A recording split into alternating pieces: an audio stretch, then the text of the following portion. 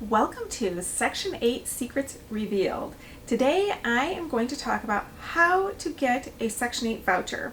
Who qualifies to receive a Section 8 voucher? How do you find where to even apply? What are the documents required to apply? Once your application is done, what's next? How do you bypass the waiting list? How the public housing agencies run the background check. Section 8 doesn't pay the full rent typically, so I'm going to talk about how that works and how that portion is broken down. And then I'm going to talk about the catch to that portion, some things that you need to know. So lots to cover. Get out pen and paper because you're going to want to take notes, and let's get started.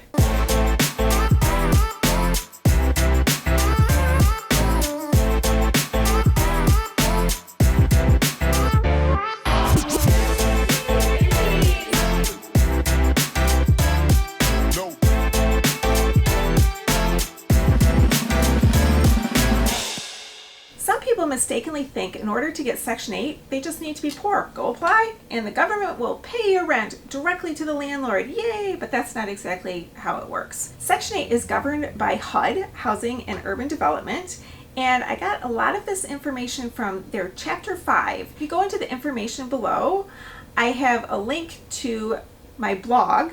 And in my blog on this subject, I have links to get to the HUD book that goes in really good detail about every one of these subjects. But in this video, I'll try to just cut to the chase.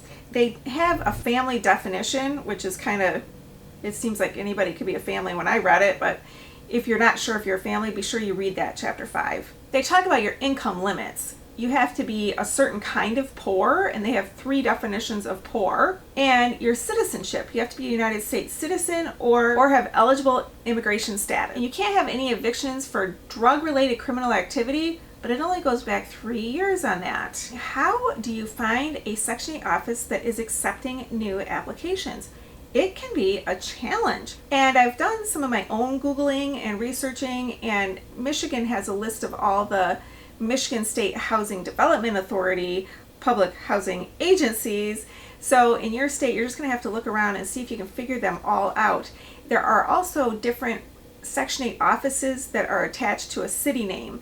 You can check out my video about what is Section 8 really, and I kind of go into that breakdown, why some of them have a private name and why some of them have a city name. I am in Detroit, and in Detroit there is a nonprofit group called Community Housing Network. They have a part on their website where you can sign up to get alerts each time one of the Section 8 offices open.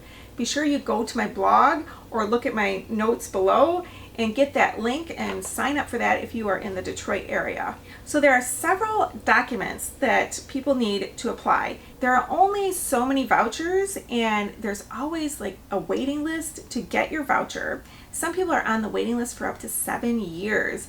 So once your name is called, sometimes they do a lottery to pick whose application even gets looked at.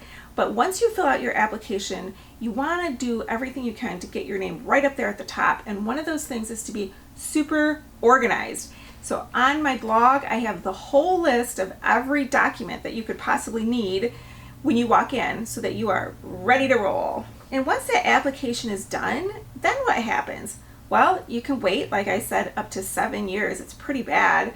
Now, there are other ways. You'll hear of other people that immediately got on Section 8. And you're like, man, that is just not even fair.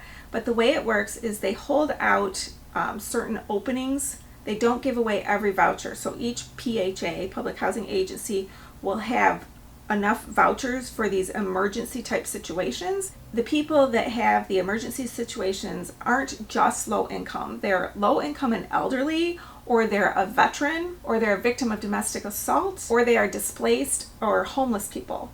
So when that happens, they kind of get bumped up. So now I want to talk to you about domestic assault. So this is a touchy subject for landlords and the public housing agencies, because all those other qualifications that I listed all are provable. You can prove you were homeless because you were in a homeless shelter. You can't show up to a PHA with a black eye and say, can you please put me at the top of your list? Because unfortunately people lie and they don't have a way of figuring that out. So it's really quite tricky. And when I have had people come through who got bumped up on the list because they were a victim of domestic assault, I did have a conversation with one woman once, and she said, There was so much she had to do to get herself a voucher. It wasn't showing up looking like, you've been a victim.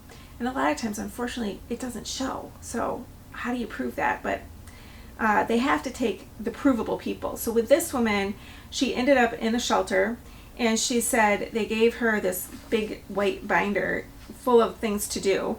And it was quite a lot. She had to apply for every other assistance available. She had to apply for a job. She had to take all these classes. And then she had to live in the shelter. And once she did that and proved that she was doing it right, they had little apartments that their different assault victims could live in temporarily while they waited for an opening on Section 8. And that's what she did. But she said most people saw that white binder and they were like, I'm out. There's no way I can get through all that. But she did. And she actually put herself through school too. By the time that she came to me, she was almost done with a degree as a pastry chef. So that was a pretty good story. Once the applicant goes through and does the application, Section 8 or the PHA puts them through their background test, which as a landlord, I like that because I know what they look for in their background check. So that means that I don't have to do it. And the thing that I don't have to do is proving all the income. They have access to search engines that I do not. And they are able to pull up anything. People think they can hide things like some of their assets or some of their income. They cannot. Section 8 voucher holders cannot hide those things. And that's good for you as a tenant to know and you as a landlord to know. But that doesn't mean that you don't, as a landlord, have to go through a background check. You still do. It's still, I still put them through my entire process, which I have described here. Before I even show a house, when somebody calls, I have a way of finding out if someone has Section 8 or not. And I go through a whole list of questions before I even show them a house. And I teach in this video here the process. Now these are all in my playlist. There's a little arrow down there that you can click on and you can see my whole Section 8 Secrets Revealed playlist. But those are the thumbnails. A lot of people think that because they have a Section 8 tenant that means this person is not a felon. Sometimes there are felons. I know because I run my own background check and I run it for felonies. I have found though that the felonies that Section 8 will accept happen to be the same felonies that I will accept. I don't have a blanket rule that absolutely no felons can rent from me. And even in Detroit, there's a rule that you can't make that your absolute thing. I do not rent to felons is a form of discrimination because there's a lot of felons that have reformed, and there's different situations about things that you look at, and when I talk to the tenant, I make a judgment call if that's something that would affect my income. That's the only reason that I am allowed to discriminate against somebody, is if it's going to affect my income. One of the really cool things that I like it that Section 8 does is when they get that income figured out, way better than I ever could, they say to the tenant, now you have to pay 30% of this to the landlord. We'll pay the rest of your rent. I like that because when I have a tenant that falls behind on her rent and she's like, oh, I'm so sorry I couldn't pay the rent.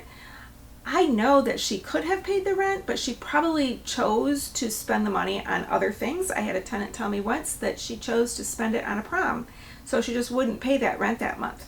I evicted her, and when we cleaned out the house, we saw all these souvenirs from Las Vegas, so I'm like, whoop, her problems were deep, her choices were not good. So there's a little catch, though, to that 30% rule.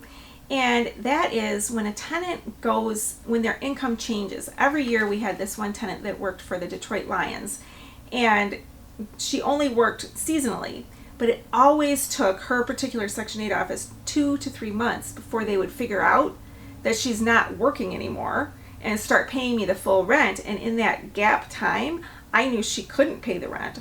So I didn't charge late fees or anything because I know this woman and I knew that she would be able to catch up once her Section 8 office caught up.